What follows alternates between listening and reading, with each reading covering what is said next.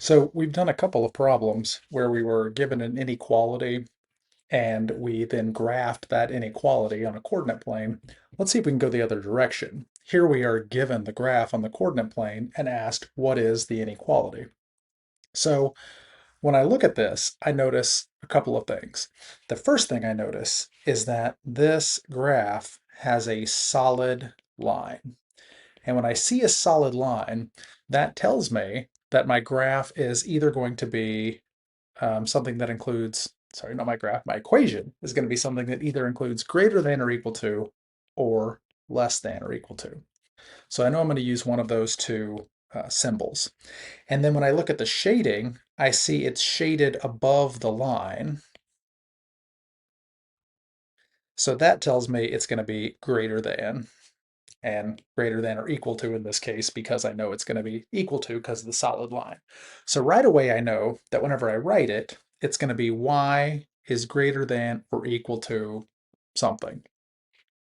So the something means I'm going to have to figure out what the slope and the y-intercept are. I'm going to write this equation in slope-intercept form just because that's the easiest. So I need to know what's the slope and what's the y-intercept. Well, the y-intercept's the easiest thing to figure out.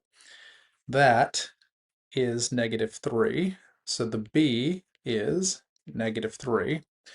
And now I need to know what the m is. So the m is going to be the rise over run. So I need 2 points to figure out the rise over run. I think using the y-intercept as one of the points is fine.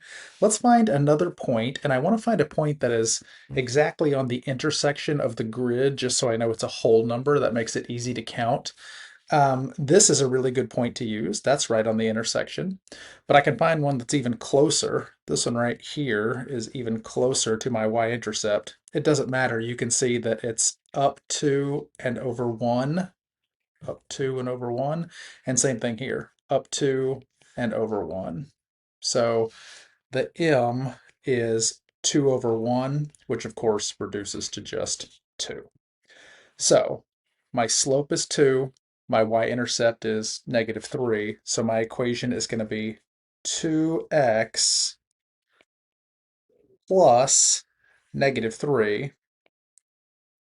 This is a fine way to write it, but plus -3 that's not how the pros write it. We want to look like a math expert here, so we're going to do 2x minus 3, and that's a much we'll say classier. That's a classier way of writing it instead of doing plus -3. Plus -3 is correct. If you write plus -3, nobody's going to be mad at you, but -3 just looks a little cleaner, so that's how we're going to write it.